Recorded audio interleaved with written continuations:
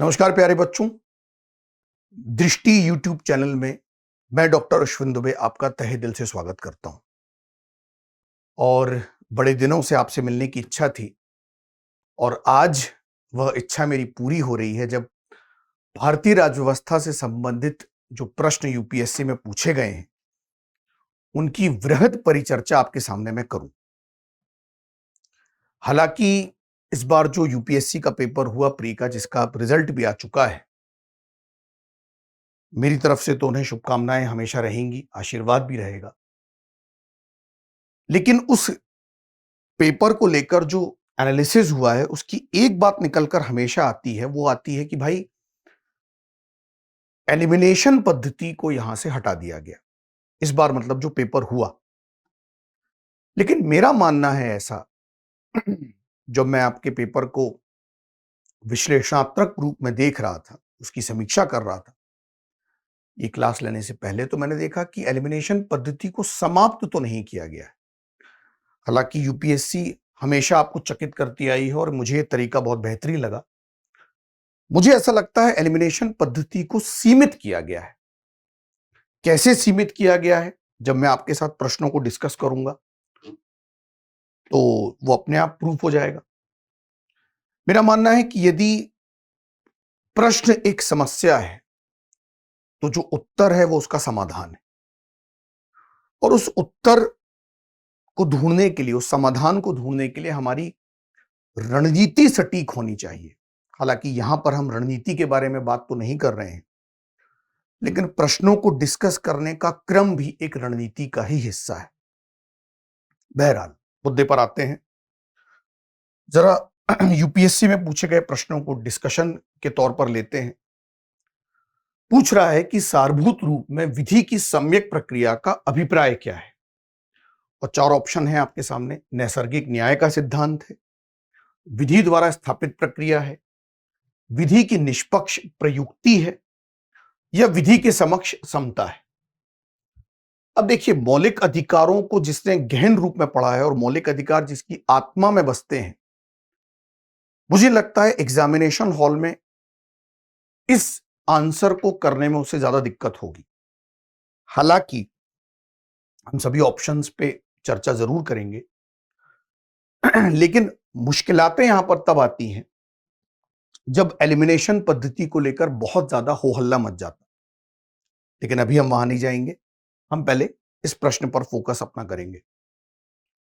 अब अगर यहां पर नैसर्गिक न्याय के सिद्धांत की बात की गई है तो सीधी सी बात है, आप देखिए, विधि की सम्यक प्रक्रिया या due process of law supreme court द्वारा यह सिद्धांत जब प्रतिपादित किया गया तो आप सभी ने मौलिक अधिकारों में मेनका गांधी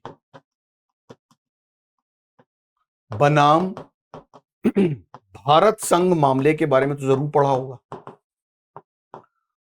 और इस मेनका गांधी बनाम भारत संघ मामले में अनुच्छेद 21 की एक वृहद व्याख्या हमारे सामने निकल कर आई, जिसमें नैसर्गिक न्याय निकल कर आया। स्वच्छ पानी, पेयजल से लेकर निजता के अधिकार से लेकर इंटरनेट के अधिकार से लेकर, अगर हम आज के युग को भी जोड़ ले तो या उदाहरण के तौर पर हथकड़ी लगने या ना लगने के अधिकार से लेकर, रात को सोने के अधिकार से लेकर, कितने वृहद स्वरूप में यह अधिकार हमारे काम आ रहा है। यानी अनुच्छेद 21 आप देखिए, स्वयं में तो एक मौलिक अधिकार है ही, बाकी के मौलिक अधिकारों को भी शक्तियां प्रदान करता है। लेकिन यह संभव कैसे हुआ? यह संभव तब हुआ जब विधि की सम्यक प्रक्रिया की एक तरह से डेफिनेशन या एक तरह से इसका प्रतिपादन मेनका गांधी बनाम भारत संघ मामले में हुआ, और कोर्ट ने यह स्पष्ट किया कि क्या विधि की स्थापित प्रक्रिया कई मायनों में सही है। मान लीजिए कि कोई एक ए पर्सन है और सड़क से वो होकर जा रहा है, और एक बी पर्सन उसकी हत्या करने के लिए आता है, जबकि ए पर्सन एक सीधा साधा सा इंसान है और स्वयं को बचाने के एवज में धोखे से ही सही वह बी पर्सन की हत्या कर देता है, तो क्या उस ए पर्सन के साथ भी वही ट्रीटमेंट होना चाहिए जो उस आपराधिक प्रवृत्ति के व्यक्ति के साथ किया जाता? विधि की स्थापित प्रक्रिया तो कहती है भाई ठीक है, हमने तो प्रक्रिया स्थापित कर दी, अब कानून में हमने ये लिख दिया, लेकिन यहां तो नैसर्गिक न्याय का उल्लंघन हो रहा है। प्राकृतिक न्याय तो ऐसा कहता नहीं है।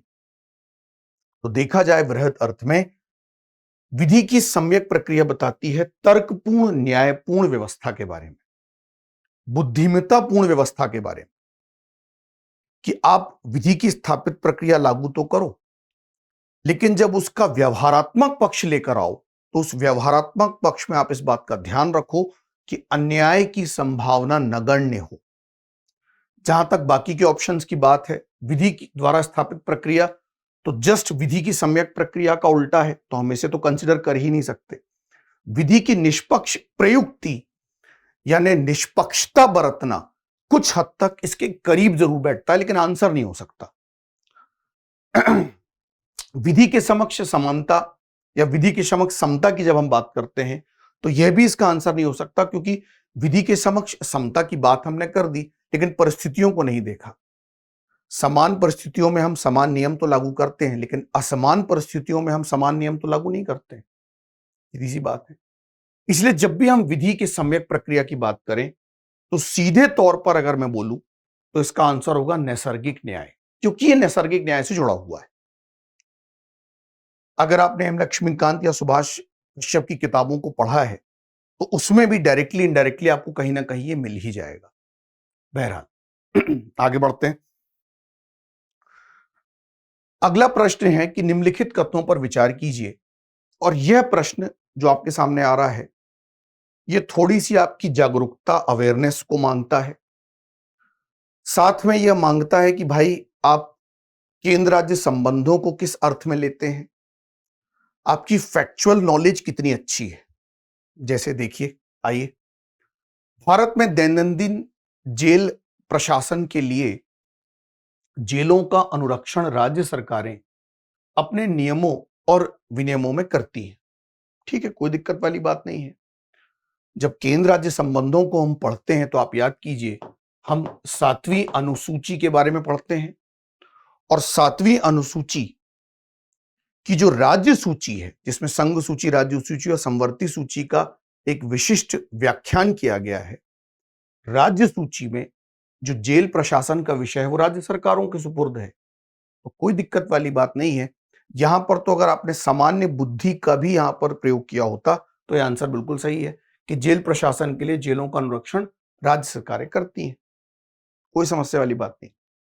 मुद्दा यहां पर है कि भारत में जेल का नियंत्रण जेल अधिनियम 1894 द्वारा किया जाता है, जिससे जेल का विषय स्पष्ट रूप से प्रांतीय सरकारों के नियंत्रण में रहा। सीधे तौर पर अगर देखें, भारत की विविधता वाला एक देश जिसमें अलग अलग प्रांत, अलग अलग भाषाएं, अलग अलग संप्रदाय के लोग रहते हैं, अलग अलग जातिगत और धार्मिक और सांप्रदायिक समस्याएं मिलती हैं। तो प्रारंभ से ही, अभी से ही नहीं, अंग्रेजों के ही समय से हमने ये जो जेल प्रशासन का विषय था प्रांतों के सुपुर्द किया हुआ था।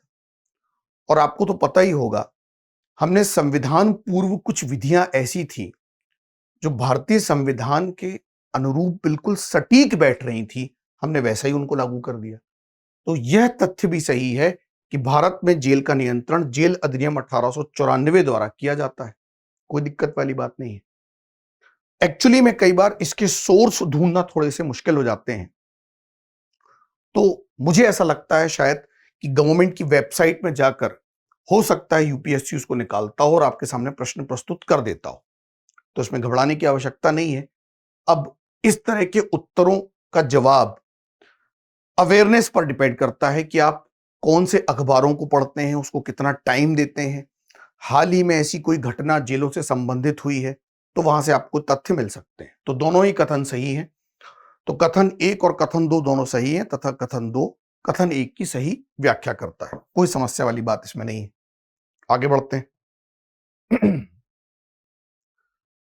निम्नलिखित में से कौन सा एक कथन किसी देश की संविधान के मुख्य प्रयोजन को सर्वोत्तम रूप से प्रतिबिंबित करता है। अब एक बात ध्यान दीजिए, जब इस तरह का प्रश्न आता है ना, तो उसमें कुछ कीवर्ड्स होते हैं, उन्हें हमें ध्यान से देखना है। किसी देश के संविधान के मुख्य प्रायोजन को सर्वोत्तम रूप में, तो मुख्य प्रायोजन अब मैंने यहां पकड़ लिया है। अब मैं आपसे बोलता हूं कि भाई यह आवश्यक विधियों के निर्माण के उद्देश्य का निर्धारण करता है। जब भी उद्देश्य की बात होगी तो हम उद्देशिका को याद करते हैं। हमारे यहां जवाहरलाल नेहरू ने जब उद्देश्य प्रस्ताव प्रस्तुत किया था 13 दिसंबर 1946 को, याद कीजिए उद्देशिका क्या थी। यह एक ऐसी जलती हुई मशाल के समान थी जो संविधान रूपी अंधेरे या संविधान के सामने वाले अंधेरे, आने वाले जितने भी अंधेरे थे उनको दूर करने में लगी हुई थी, एक रास्ता दिखाने का काम कर रही थी। हम संविधान सभा के मंच से पूरे विश्व को बता रहे थे कि अब हम कैसे होंगे, हम एक संपूर्ण प्रभुत्व संपन्न लोकतंत्रात्मक गणराज्य के रूप में उभरेंगे।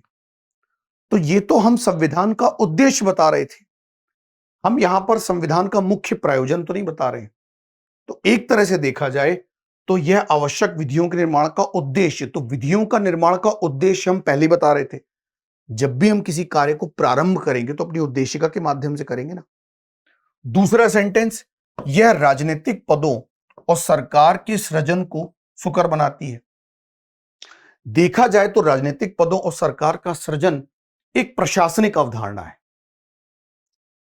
और अगर मान लीजिए कहीं लिखित या अलिखित संविधान नहीं भी है तो भी ऐसा तो नहीं है कि वहां राजनीतिक पद नहीं होते थे।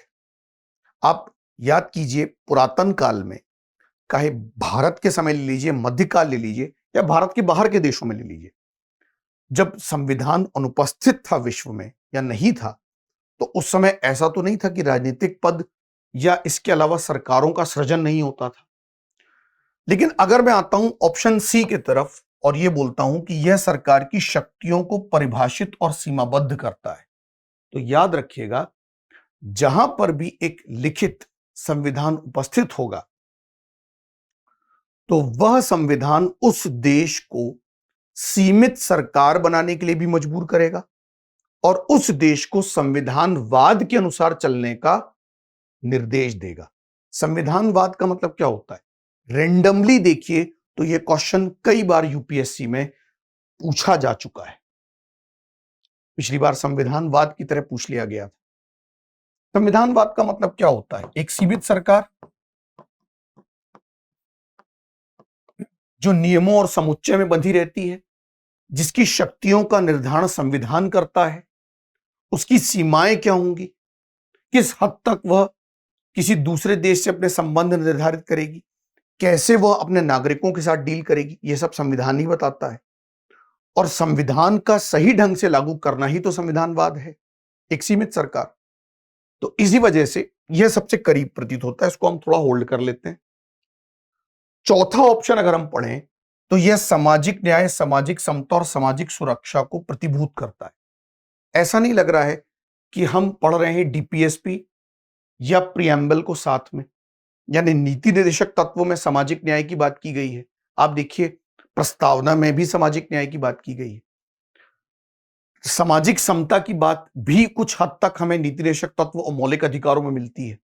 सामाजिक सुरक्षा की बात अगर हम देखें तो मौलिक अधिकारों में और नीति निर्देशक तत्वों में डायरेक्टली इनडायरेक्टली मिलती है। तो देखा जाए तो वाकई में संविधान किस चीज का मुख्य प्रायोजन है, संविधान के मुख्य प्रायोजन को सर्वोत्तम रूप में हम देखते हैं, यह सरकार की शक्तियों को परिभाषित और सीमाबद्ध करता है। अभी मैं आपसे कह रहा था कि एलिमिनेशन पद्धति को समाप्त नहीं सीमित किया गया है। देखिए यहां पर आप इसे अप्लाई कर सकते थे। क्यों? क्योंकि ऊपर के ये जो दो तथ्य हैं, पहला तथ्य और लास्ट का डी वाला जो तथ्य है, ए और डी, ये डायरेक्टली इनडायरेक्टली प्रस्तावना और नीति निर्देशक तत्वों से संबंध रखते हैं। इन दोनों में अगर चूज करना होगा हमें तो सर्वोत्तम विकल्प सी ही होगा। खैर आगे बढ़ते हैं। भारत में निम्नलिखित में से किस संविधान संशोधन के लिए व्यापक रूप से माना गया है कि उसे मूल अधिकारों की न्यायिक व्याख्या को अधिभूत करने के लिए अधिनियमित किया गया?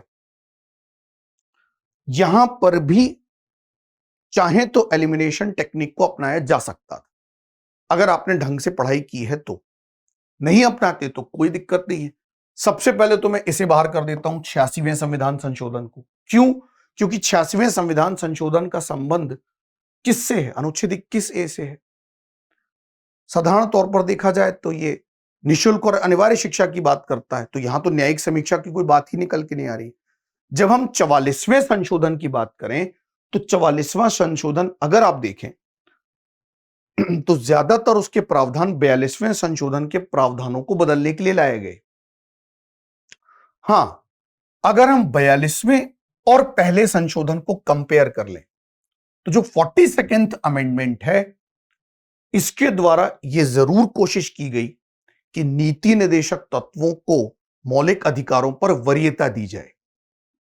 लेकिन अगर वृहद स्वरूप में देखें तो न्यायिक समीक्षा और मौलिक अधिकारों का संबंध हमको पहले संविधान संशोधन से ही देखने में मिलता है। मैं आपको उसके दो उदाहरण देता हूं। कैसे? देखिए, पहला उदाहरण क्या है? पहला उदाहरण हमको मिलता है चंपकई दोराईराजम मामला। जब मद्रास प्रेसिडेंसी ने क्या किया,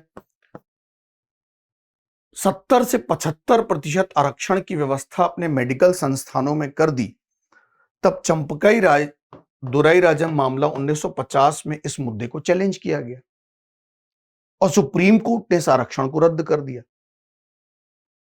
फाइनली क्या हुआ? संसद में इस पर मंथन हुआ और आरक्षण को एक अनिवार्य तत्व के रूप में फील किया गया और प्रथम संविधान संशोधन के द्वारा ही अनुच्छेद 15 में चेंजेस किए गए, 15 क्लॉज 4 लाया गया। आरक्षण की व्यवस्था देखने मिलती है, मौलिक अधिकारों में परिवर्तन देखने मिलता है। साथ में अगर आप देखें तो इसी प्रथम संविधान संशोधन के बाद एक न्यायिक समीक्षा का लंबा इतिहास हमें देखने मिलता है। अब देखिए, जब प्रथम संविधान संशोधन आता है, यह दूसरा उदाहरण है, 1951, तो क्या किया गया? अनुच्छेद 31A, 31B और 9वीं अनुसूची को जोड़ा गया, यानी संपत्ति के अधिग्रहण से संबंधित नियम लाए गए, उन्हें न्यायिक समीक्षा से बाहर किया गया और इस तरह के नियमों को, भूमि सुधारों को 9वीं अनुसूची में डाला गया। और यहीं से कोर्ट के द्वारा या कोर्ट के थ्रू जमींदारों ने और कृषकों ने सरकार से प्रश्न किया कि यदि आप कहते हैं कि आपका संविधान दूरदर्शी है, तो इतनी जल्दी काहे को भैया प्रथम संविधान संशोधन लेकर आ गए? अभी तो देश आजाद हुआ है, अभी तो संविधान लागू हुआ है।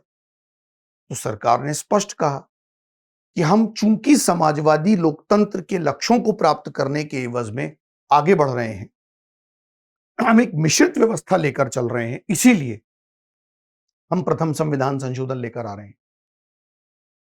ऐसा कोई भी अधिकार जो देश के विकास में बाधक उत्पन्न होगा, हमेशा संसद उसमें संशोधन कर सकती है। तुरंत न्यायिक समीक्षा का मामला आया, शंकरी प्रसाद मामला निकल कर आता है, देखिए, इसे चैलेंज किया गया।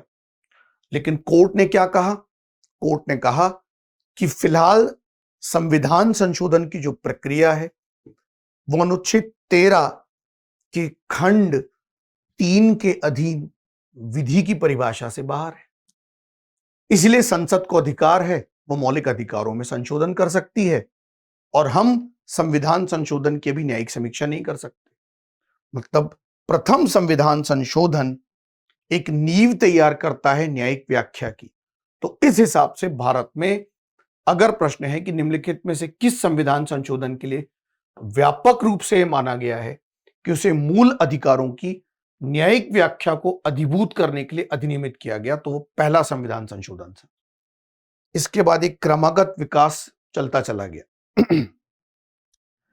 एक के बाद एक नए नए केसेस आते चले गए, एक के बाद एक संविधान संशोधन आता चला गया। आगे बढ़ते हैं, तो इसका आंसर होगा प्रथम संविधान संशोधन।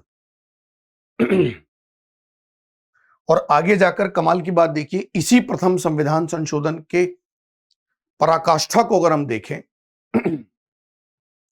तो आगे जाके केशवानंद भारती के साथ आता है, जहां मूल ढांचे की भी सिद्धांत की बात की गई। क्योंकि न्यायिक समीक्षा की बात आई इसलिए मैंने उसका जिक्र किया। खैर, अगला प्रश्न देख लेते हैं भाई। ये ऐसा प्रश्न था कि एक इसे सामान्य श्रेणी का या आसान श्रेणी के प्रश्नों में मैं रखता हूं। कारण बताता हूं क्यों। क्योंकि जब हम, जैसे यहां पर प्रश्न पूछा है कि भारत के निम्नलिखित संगठनों निकायों पर विचार कीजिए, तो जब हम निकायों पर या संगठनों की बात करते हैं, संवैधानिक संगठन, गैर संवैधानिक संगठन, तो इसे हम 3 श्रेणियों में रख सकते हैं। उदाहरण के तौर पर पहले समझ लीजिए, फिर क्वेश्चन पर लौट कर आता हूं। एक हम बोलते हैं संवैधानिक निकाय, जिन्हें क्या बोलते हैं? Constitutional bodies. एक हम बोलते हैं असंवैधानिक निकाय, ये आपको पढ़ने की कोई आवश्यकता नहीं है, जो संविधान के विरुद्ध हो। और एक हम बोलते हैं गैर संवैधानिक निकाय, जिन्हें हम बोलते हैं एक्स्ट्रा कॉन्स्टिट्यूशनल बॉडीज। और गैर संवैधानिक निकायों को हम 2 भागों में रख सकते हैं। एक जिसे हम बोलते हैं कार्यकारी या एग्जीक्यूटिव बॉडीज, जो सरकार के एक आदेश से या मंत्रिमंडल के एक प्रस्ताव से आ सकता है। और एक हम बोल सकते हैं सांविधिक संस्थाएं या संविधानेतर संस्थाएं, जिन्हें हम स्टैट्यूटरी बॉडीज कह सकते हैं, जो कि संसद के अधिनियम से आती हैं। अगर इस तरह का डिवाइडेशन आपको पता है तो मुझे नहीं लगता आपको इस तरह के प्रश्न में कोई दिक्कत होगी। क्यों? क्योंकि संवैधानिक निकाय या तो संवैधानिक संशोधन से आएगा, उसे संविधान से ही शक्ति प्राप्त होगी, या संविधान के लागू होने के प्रारंभ से रहेगा।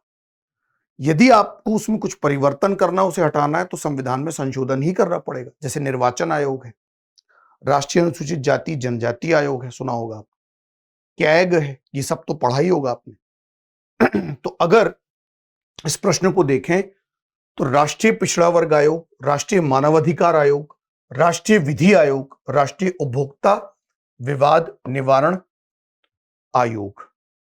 अब प्रश्न है कि उपयुक्त में से कितने संवैधानिक निकाय हैं, यानी कॉन्स्टिट्यूशनल बॉडीज हैं। तो इसको तो आप आंख बंद करके भी सही कर सकते हैं। राष्ट्रीय पिछड़ा वर्ग आयोग, जो हाल ही में 102nd अमेंडमेंट से आया, 102वें संविधान संशोधन से। बाकी राष्ट्रीय मानवाधिकार आयोग एक स्टैट्यूटरी बॉडी है, सांविधिक संस्था है। राष्ट्रीय विधि आयोग ना वैधानिक संस्था है और ना स्टैट्यूटरी बॉडी है, यह केवल एक परामर्शदात्री या सलाहकारी संस्था है। राष्ट्रीय उपभोक्ता विवाद निवारण आयोग एक अर्धन्यायिक संस्था है। इसका काम होता है उपभोक्ताओं के अधिकारों का संरक्षण करना, कि जब उपभोक्ताओं के अधिकारों के साथ खिलवाड़ होता है तो आप यहां शिकायत दर्ज कर सकते हैं। तो एक तरह से इसका आंसर होगा बहुत ही आसान तरीके से केवल एक राष्ट्रीय पिछड़ा वर्ग आयोग। तो हम इसे ए मानकर चलते हैं। ठीक है, आगे बढ़ते हैं। निम्नलिखित कथनों पर विचार कीजिए। बड़ा मजेदार प्रश्न है ये। क्यों मजेदार है इसका कारण बताता हूं। क्योंकि जब भी मैं राष्ट्रपति का निर्वाचन पढ़ाता हूं क्लास में, तो जैसे ही मैं अनुच्छेद 54 और 55 करवा देता हूं क्लास में, और उसके बाद जब स्टूडेंट्स के साथ मुखातिब होता हूं, बातचीत होती है, तो सबसे पहला प्रश्न यही आता है जो भी पूछा गया है कि सर राष्ट्रपति के निर्वाचन में कौन कौन शामिल है। बकायदा एक्सप्लेन करने के बावजूद भी कारण उसका मैं बताता हूं क्यों। क्योंकि हमारे यहां लोकसभा राज्यसभा दोनों हैं, विधानसभा विधान परिषदें हैं। अब होता क्या है, जब आप चाय के ठेले पर बाहर मिलते हैं, किसी के साथ बातचीत करते हैं, तो चर्चा परिचर्चा होती है। तो राष्ट्रपति के चुनाव पर बहस होती होगी और किसी ने कुछ ज्यादा तथ्य बता दिए, तो उसे लगता है यार सर ने तो कुछ और बताया था, चलो वापस जाके सर से एक बार कंफर्म कर लेता हूं। तो ये होना लाजमी है। आप सही दिशा में, कंफ्यूज अगर हो रहे हैं तो कोई दिक्कत नहीं, कम से कम ज्ञान तो अर्जित कर रहे हैं ना। चलिए देखते हैं। इसलिए मैं इसको मजेदार प्रश्न की श्रेणी में रख रहा हूं, और मुझे नहीं लगता कि आप गलत करके आए होंगे, क्योंकि ये आसान प्रश्न की श्रेणी में है। क्यों है देखिए। यदि भारत के राष्ट्रपति का निर्वाचन भारत के उच्चतम न्यायालय द्वारा शून्य घोषित कर दिया जाता है, तो ऐसे विनिश्चय की तिथि से पूर्व राष्ट्रपति के पद के कर्तव्यों के निष्पादन में राष्ट्रपति के द्वारा किए गए सभी कृत्य अविधिमान्य हो जाते हैं। दरअसल यह प्रश्न पूछा गया है आर्टिकल 71, जो सुप्रीम कोर्ट के उस ज्यूरिसडिक्शन या क्षेत्राधिकार को बताता है जहां चुनाव आयोग नहीं पहुंच सकता। आपको तो पता ही होगा, राष्ट्रपति उपराष्ट्रपति का चुनाव आयोग ही करवाता है, लेकिन राष्ट्रपति के चुनाव और उपराष्ट्रपति के चुनाव के संबंध में अगर कोई विवाद उत्पन्न हो गया तो उसका निर्णय कौन करेगा? सुप्रीम कोर्ट या सर्वोच्च न्यायालय। तो आप देखिए, यहां पर स्पष्ट तौर पर हमें समझ में आ रहा है कि यह सेंटेंस क्यों गलत है, क्योंकि यदि राष्ट्रपति का चुनाव असंवैधानिक घोषित हुआ भी तो राष्ट्रपति ने जो उस तिथि में रहते हुए या उस समयकाल में रहते हुए कार्य किए थे वो अविधिमान्य घोषित नहीं होते। वो उसके स्वयं के कार्य थोड़ी थे, स्वविवेक से थोड़ी किए थे। आप याद कीजिए, राष्ट्रपति की सहायता के लिए एक मंत्रिपरिषद होती है और समय समय पर राष्ट्रपति को वो सलाह देती है। तो राष्ट्रपति जितने भी कृत्य करता है, निष्पादन करता है अपने कर्तव्यों का, वो मंत्रिपरिषद की सलाह से करता है और संविधान में तो लिखा हुआ है। तो इसीलिए यह सेंटेंस गलत है कि राष्ट्रपति का चुनाव यदि असंवैधानिक घोषित हुआ, यानी कि उच्चतम न्यायालय द्वारा यदि शून्य घोषित हुआ, तो उसके कृत्य अविधिमान्य यानी इनवैलिड नहीं होंगे, वो वैलिड रहेंगे।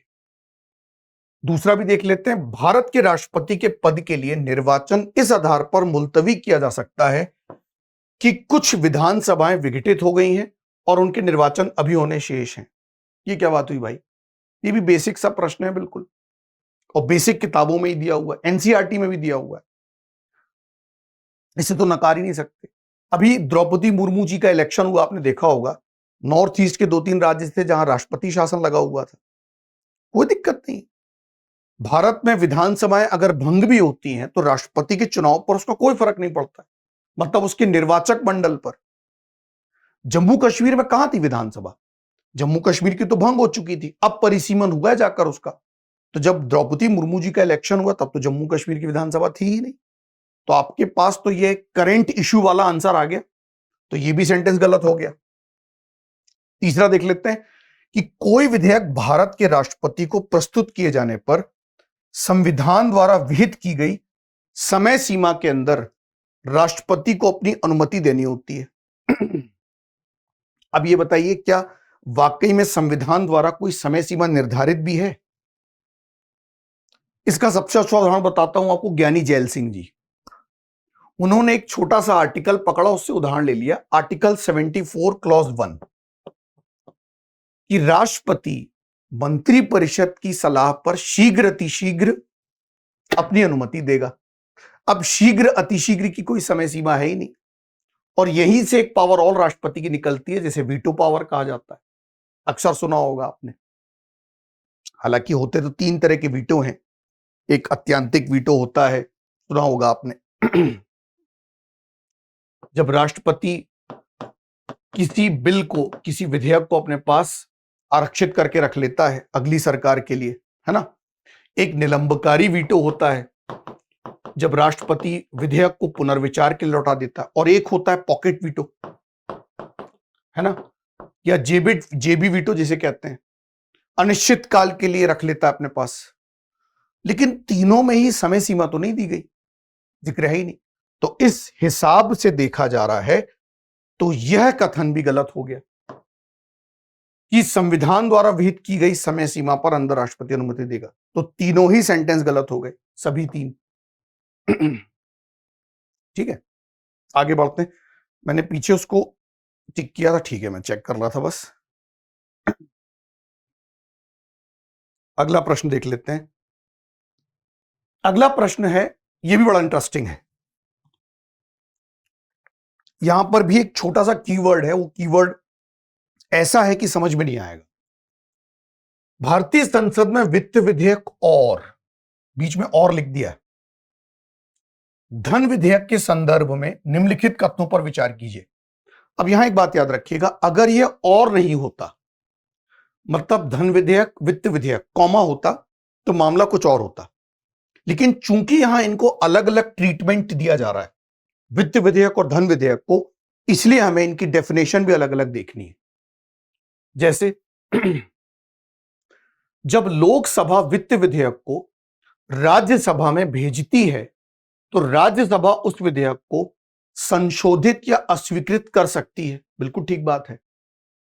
जो वित्त विधेयक होता है, आपको पता होगा, उसकी आधी प्रक्रिया धन विधेयक की तरह होती है और आधी प्रक्रिया वित्त विधेयक की तरह। यानी प्रारंभ तो वो लोकसभा से होता है और राष्ट्रपति की पूर्वानुमति से ही होगा, परंतु जब वह राज्यसभा के पास जाएगा तो राज्यसभा उसमें लोकसभा के बराबर शक्ति रखती है। तो इसमें कोई समस्या वाली बात नहीं, सही है कथन। अगला सेंटेंस देखते हैं। जब लोकसभा धन विधेयक को राज्यसभा में भेजती है तो राज्यसभा उस विधेयक को संशोधित या स्वीकृत नहीं कर सकती। बेसिक फैक्ट धन विधेयक का, जब भी विधेयक की प्रक्रिया धन विधेयक की पड़ती, सबसे पहला सेंटेंस ये होता है कि नहीं कर सकती है स्वीकृत। ये भी सही है। वह केवल अनुशंसाएं कर सकती, ये तो हर किसी को मालूम होगा। तीसरी बात, लोकसभा और राज्यसभा के बीच असहमति होने पर धन विधेयक के लिए कोई संयुक्त बैठक नहीं होती, किंतु वित्त विधेयक के लिए संयुक्त बैठक आवश्यक होती है। अब सीधी सी बात है, मान लीजिए अगर मतभेद हो गया तो वित्त विधेयक पर सीधी बात है, हो सकती है संयुक्त बैठक, कोई समस्या वाली बात नहीं इसमें। तो तीनों ही सेंटेंस सही है। तो ऑप्शन सभी तीनों सही होंगे इसके। आपको पता है धन विधेयक और संविधान संशोधन पर संयुक्त अधिवेशन नहीं हो सकता। अगला प्रश्न देखते हैं। भारत में अब ये प्रश्न है 5वीं 6वीं अनुसूची से रिलेटेड टॉपिक से। क्या प्रश्न देखते हैं। भारत में अनुसूचित क्षेत्र के संदर्भ में निम्नलिखित कथनों पर विचार कीजिए।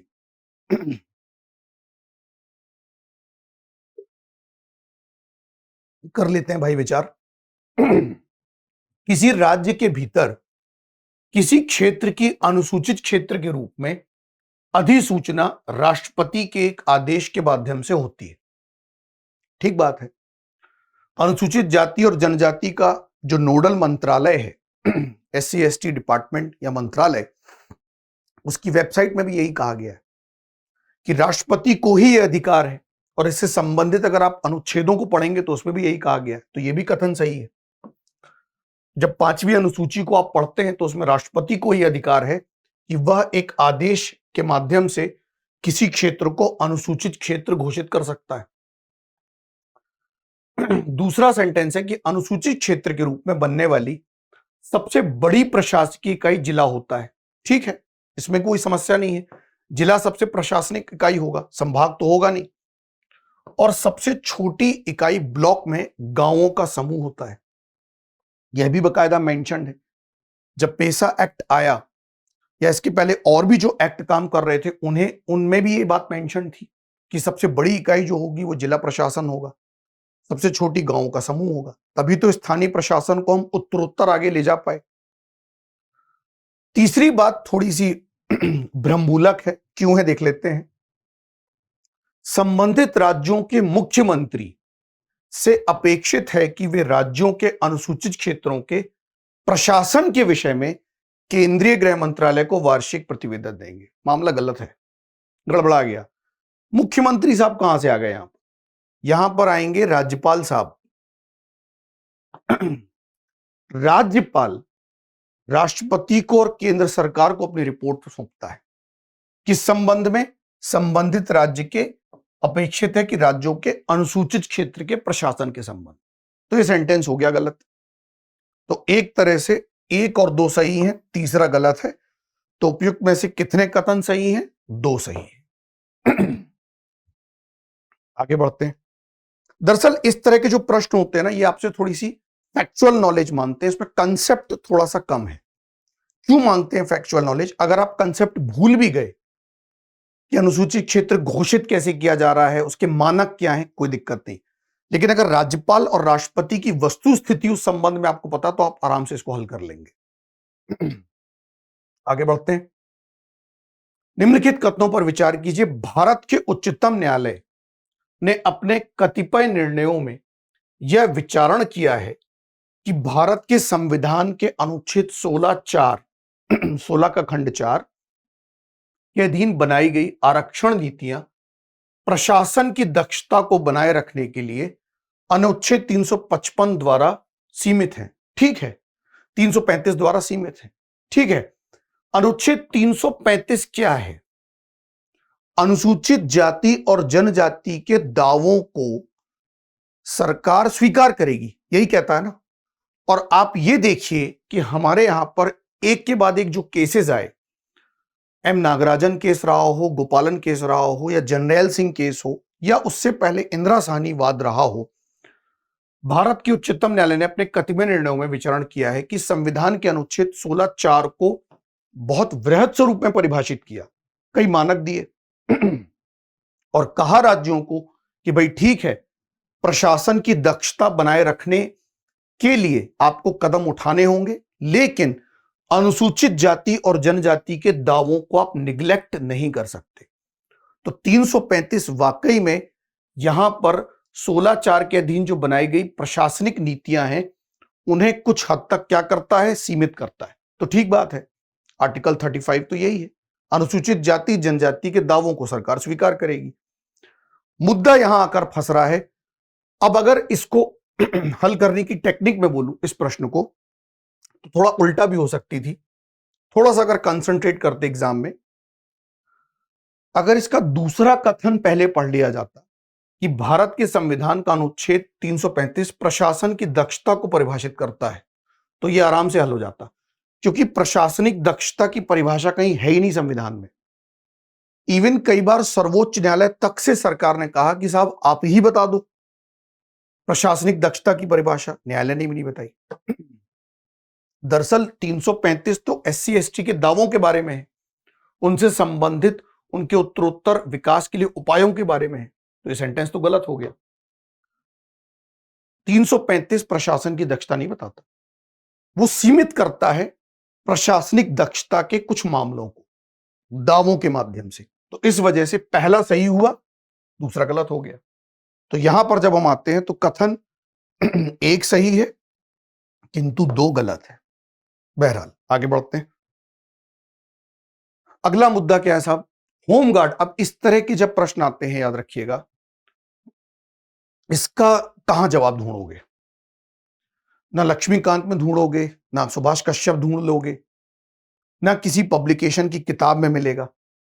तो सबसे अच्छा माध्यम है, मैं हर क्लास में अपने बच्चों को बोलता हूं, अवेयर रहिए, जागरूक रहिए, रेगुलरली एक न्यूज़पेपर पढ़िए। कारण, क्योंकि इस तरह के जितने भी जवाब आपको मिल रहे हैं वो न्यूज़पेपर ही देगा। कैसे? अब देखिए, पहला सेंटेंस पढ़ रहा हूं। होमगार्ड के संदर्भ में निम्नलिखित कथनों पर विचार कीजिए। होमगार्ड को होमगार्ड अधिनियम और केंद्र सरकार के विनियमों के अधीन समुत्थापित किया गया। अब यहां याद रखिएगा, होमगार्ड को होमगार्ड अधिनियम ठीक है, लेकिन केंद्र सरकार के नियमों के अधीन नहीं लाया गया। यह एक स्वैच्छिक संगठन है जो राज्य सरकार में जो पुलिस बल होता है उसकी सहायता के लिए होता है। यदि दंगे भड़क गए हैं, बाढ़ भूकंप जैसी स्थिति है, कोई छोटी मोटी आपातकालीन स्थिति बन गई है, आंतरिक अशांति जैसी स्थिति आ गई है, उस संदर्भ में राज्य पुलिस बल को सहायता करता है। तो जब राज्य पुलिस बल को सहायता करेगा तो राज्य की विधियों के अधीन ही आएगा ना। हालांकि निर्देशन जरूर था, किसका? भारत के गृह मंत्रालय का, लेकिन केंद्र सरकार के नियमों के अधीन ये नहीं था। तो पहला सेंटेंस तो गलत हो गया। दूसरा क्या है? होमगार्ड की भूमिका आंतरिक सुरक्षा बनाए रखने में पुलिस को सहायता बल के रूप में सेवा देने की है। ये तो ठीक बात है, अभी जस्ट इसके बारे में मैंने आपको मेंशन किया। तीसरी बात क्या है? ये तो सही हो गया। अंतर्राष्ट्रीय सीमा तटीय क्षेत्रों में घुसपैठ रोकने के लिए कुछ राज्यों में सीमा विंग होमगार्ड बटालियनें समुत्थापित की गई हैं, बिल्कुल की गई हैं। 1990 से लेकर 2000 के बीच में एक कार्यक्रम चला। 1990 के दशक से काम शुरू हो गया था। और वाकई में देखा जाए तो बॉर्डर विंग होमगार्ड बटालियनें लगभग 53 से 80 बटालियनें बनाई गई। पंजाब, केरला, मध्य प्रदेश या गोवा या और भी कई राज्यों में धीरे धीरे फिर समाप्त भी कर दी गई, क्योंकि ये स्वैच्छिक बटालियनें थी लेकिन बनाई गई। तो ये कथन भी सही हुआ। और ये सब चीजें आपको तभी पता चलेंगी जब आप न्यूज़पेपर को लेकर थोड़ा सा अवेयर रहेंगे। कई बार क्या होता है, न्यूज़पेपर के अंदर कुछ छोटे छोटे संपादकीय आर्टिकल्स दिए होते हैं, उन्हें भी ध्यान से पढ़िए। लड़ाई क्योंकि खुली हुई है, देखिए यूपीएससी के मैदान की, क्वेश्चन देखने में जरूर टफ लग रहे हैं, लेकिन अगर देखा जाए तो अवेयर हैं तो हल किए जा सकते हैं। जागरूक होने की अपेक्षा आपसे की जा सकती है। तो इसका आंसर होगा 2। उपयुक्त में से कितने कथन सही है? आगे बढ़ते हैं।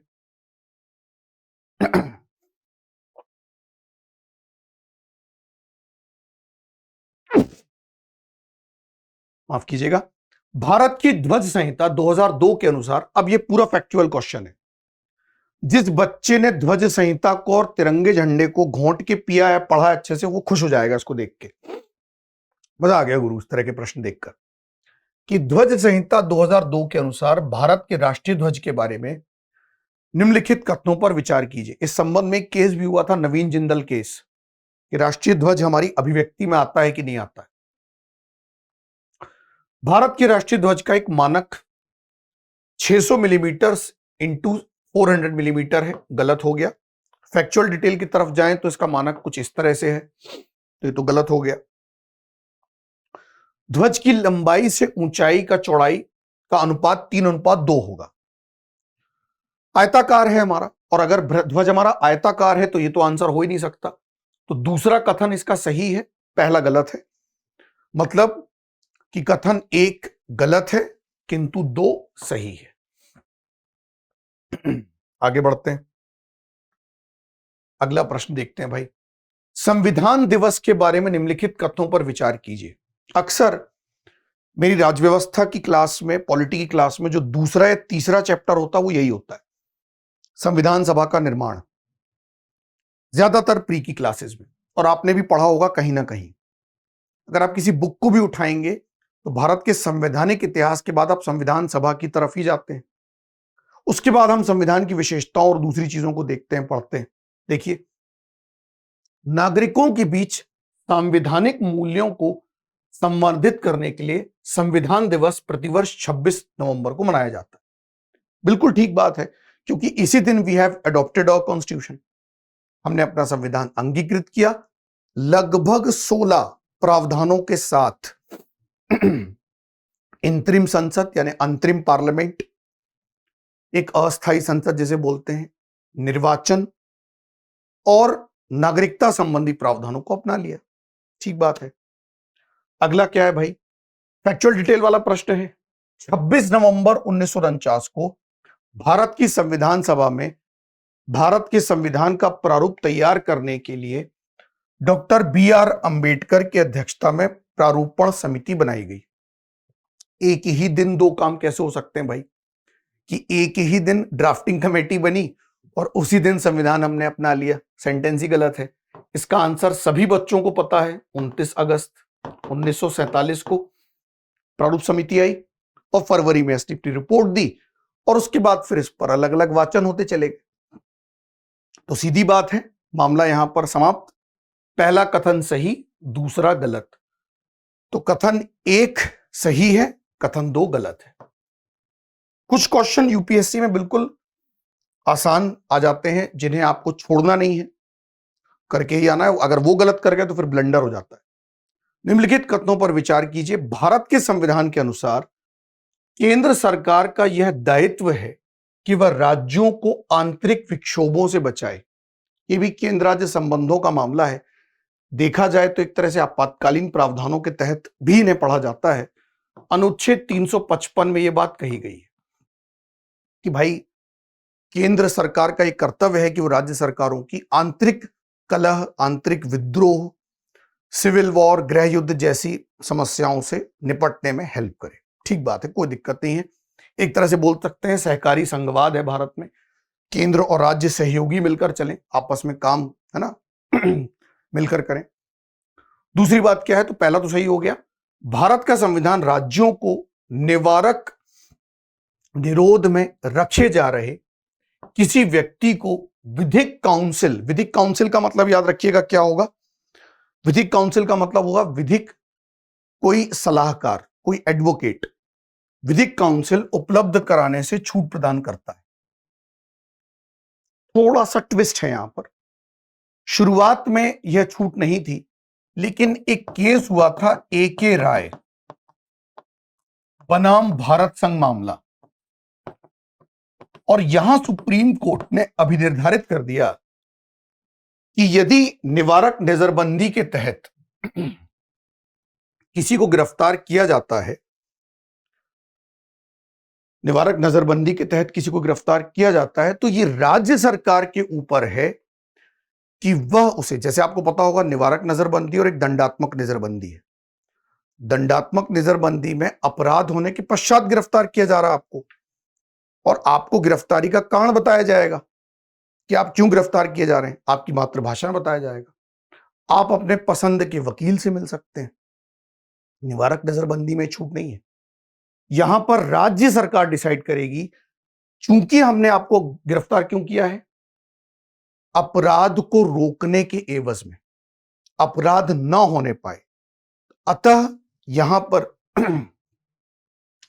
किसी व्यक्ति को विधिक काउंसिल उपलब्ध कराने से छूट प्रदान करता है राज्य सरकारों को। मतलब राज्यों को यह छूट है कि अगर किसी को नजरबंदी की है, किसी को जबरदस्ती गिरफ्तार किया है अपराध रोकने के क्रम में, तो हम उसे विधिक काउंसिल दें या ना दें। तो दोनों कथन ये तो सही हो गए। तीसरा देख लेते हैं, आतंकवाद निवारण अधिनियम 2002 के अनुसार, यह भी उसी से संबंधित है, उस बात को थोड़ा आगे बढ़ा रहा है, पुलिस के समक्ष अभियुक्त की संस्वीकृति को साक्ष्य के रूप में प्रयुक्त नहीं किया जा सकता। मामला ही उल्टा है, इसमें सिर्फ नहीं काट देना है, किया जा सकता है। दरअसल आतंकवाद निवारण अधिनियम 2002 के अनुसार पुलिस के समक्ष यदि अभियुक्त ने स्वीकृति दे दी है, अपने जुर्म को कबूल लिया है, तो याद रखिएगा यहां पर उसको सबूत के तौर पर प्रस्तुत किया जा सकता है। यह सेंटेंस यहां गलत हो गया, तो आंसर क्या होगा, केवल 2। इसमें से कितने कथन सही हैं, 2 सही है। आगे बढ़ते हैं, एक और प्रश्न आ गया, थोड़ा सा एंटरटेनमेंट वाला। अब यह प्रश्न ऐसा है कि आप एक्सपेक्ट ही नहीं कर सकते यूपीएससी से या किसी भी लोक सेवा आयोग से। क्यों? क्योंकि यह मेथड वाला क्वेश्चन है। मैं खुद एज अ टीचर इस क्वेश्चन को एक्सपेक्ट नहीं कर रहा था कि आ जाएगा, क्योंकि ऐसा हम कभी पढ़ते हैं ना पढ़ाते हैं। क्या है, देखिए प्रश्न, भारत के राष्ट्रपति के निर्वाचन के बारे में निम्नलिखित कथनों पर विचार कीजिए। संसद के दोनों में से किसी भी सदन या राज्यों की विधानसभाओं में नाम निर्दिष्ट किए गए सदस्य निर्वाचक मंडल में शामिल किए जाने के लिए अहर होते हैं। याद कीजिए, राष्ट्रपति का निर्वाचक मंडल आर्टिकल 54 में है। राज्यसभा और लोकसभा, राज्यसभा में जो 12 मनोनीत सदस्य होते हैं और लोकसभा में जो एंग्लो इंडियंस हुआ करते थे, जो कि अब हटाए जा चुके हैं, अगर होते 2 एंग्लो इंडियन, मान लीजिए अब तो है नहीं, तो टोटली कितने होते, 14 लोग। आप जब भी राष्ट्रपति का निर्वाचन पढ़ते हैं, ये पढ़ते ही होंगे कि मनोनीत सदस्य राष्ट्रपति के निर्वाचन में मतदान नहीं करते, तो वो निर्वाचक मंडल में हो ही नहीं सकते। राज्यसभा के निर्वाचित और लोकसभा के निर्वाचित सदस्य ही राष्ट्रपति को चुनते हैं। तो पहला सेंटेंस यदि हम देखें संदर्भ में, तो गलत हो गया, ये तो अहर होते ही नहीं है। निर्वाच्य विधानसभा सीटें जितनी अधिक होती हैं, उस राज्य के प्रत्येक एमएलए के वोट का मान भी उतना ही अधिक होता है। यह भी बड़ी अजीब सी बात है, एक तरह से ये तो रिसर्च करने वाली बात है। अरे भाई एक बात बताइए, मैं आपसे बोलता हूं कि कोई क्षेत्र है और उसमें बहुत सारी निर्वाच्य विधानसभा सीटें हैं, तो ऑब्वियस है भले ही वहां की जनसंख्या बहुत ज्यादा है, लेकिन निर्वाचित सीटें भी तो ज्यादा हैं और वहां पर विधायक भी बहुत सारे हैं जो एक दूसरे से कंपटीशन कर रहे हैं। सीधी सी बात है कि ज्यादा जनसंख्या होने की वजह से आप ज्यादा बड़े राज्य से तो हो, लेकिन इंडिविजुअली व्यक्तिगत रूप से आप कम जनसंख्या को रिप्रेजेंट कर रहे हो। क्यों? क्योंकि विधायकों की सीटें ज्यादा है ना। अगर इस राज्य में सीटें विधायकों की कम होती, भले ही जनसंख्या कम होती, कोई फर्क नहीं पड़ता, लेकिन इंडिविजुअली व्यक्तिगत रूप से तो आप ज्यादा जनसंख्या को रिप्रेजेंट करते ना। जैसे कि गोवा, केरला या और भी कई राज्य, सिक्किम ले लीजिए, अरुणाचल प्रदेश ले लीजिए। जनसंख्या से फर्क नहीं पड़ता है, फर्क इस बात से पड़ता है कि वहां पर उस जनसंख्या का रेशो या अनुपात कितना है। सीधी सी बात है। अगर मैं इस बात को और थोड़ा आगे बढ़ाऊं, सॉरी, तो ये भी गलत हो गया। ज्यादा विधानसभा सीटें होने से कुछ नहीं होता, आप तो और ज्यादा मतलब भीड़ में घिर गए ना आप तो। तीसरी बात देखिए, मध्य प्रदेश के प्रत्येक एमएलए के वोट का मान केरल के प्रत्येक एमएलए के वोट के मान से अधिक होगा। फिर ये गलत बात हो गई, ये भी गलत हो गया। अभी जो बात मैं आपको ऊपर समझा रहा था वो यहां भी प्रूफ हो रही है। ये इंटर रिलेटेड सेंटेंस है। क्यों? देखिए आप, ये मध्य प्रदेश है, ये केरला है, इसकी जनसंख्या ज्यादा है, ज्यादा विधानसभा की सीटें हैं, लेकिन उस ज्यादा जनसंख्या में ज्यादा विधानसभा की सीटें डिवाइडेड भी तो हैं। यहां पर जनसंख्या कम है, चलिए विधायक भी कम है, लेकिन कंपेरेटिवली तुलनात्मक रूप में ये विधायक ज्यादा जनसंख्या को रिप्रेजेंट कर रहे हैं, इनका जनसंख्या का अनुपात ज्यादा है। एक बात कहते हैं ना कभी कभी ऐसा कि बड़े मैदान में खेलने से अच्छा छोटे मैदान में अपने मोहल्ले में जाके क्रिकेट खेलो, ज्यादा बड़े क्रिकेटर बनोगे, बस वही वाली बात है। इसलिए अनुपात के हिसाब से अगर बात की जाए तो जो छोटे राज्य का एमएलए होता है वो ज्यादा अच्छी कंडीशन में, भले ही वो कम जनसंख्या को रिप्रेजेंट कर रहा है, लेकिन उसका कंपटीशन कम विधायकों से, तो वो ज्यादा एरिया को कवर कर रहा है। ध्यान दीजिएगा। ऐसे ही आगे बढ़ते हैं। पुडुचेरी के प्रत्येक एमएलए के वोट का मान अरुणाचल प्रदेश के प्रत्येक एमएलए के वोट के मान से अधिक है, क्योंकि अरुणाचल प्रदेश की तुलना में पुडुचेरी में कुल जनसंख्या का निर्वाचित सीटों की कुल संख्या से अनुपात अधिक है। वही बात हो गई जो अभी मैं पीछे समझाई, ये भी गलत हो गया।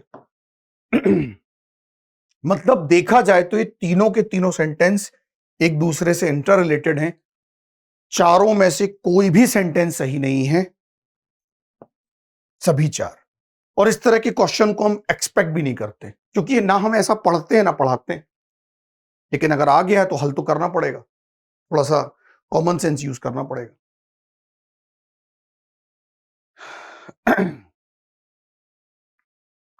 चलिए, ये प्रश्न अब समाप्त होते हैं। मैं देख रहा था शायद एक आध कोई बच गया हो, तो आज के लिए आपसे इजाजत चाहूंगा। जितने प्रश्न हमने डिस्कस किए, एक बार थोड़ा सा वीडियो को पॉज करके आराम से देखिएगा। मिलेंगे कभी उस तरह, पुरानी किताबों में पुराने गुलाब मिलते हैं जिस तरह, ठीक है ना। तो डॉक्टर अश्विन दुबे का नमस्कार स्वीकार कीजिए, खुश रहिए और जम के पढ़िए। Thank you so much.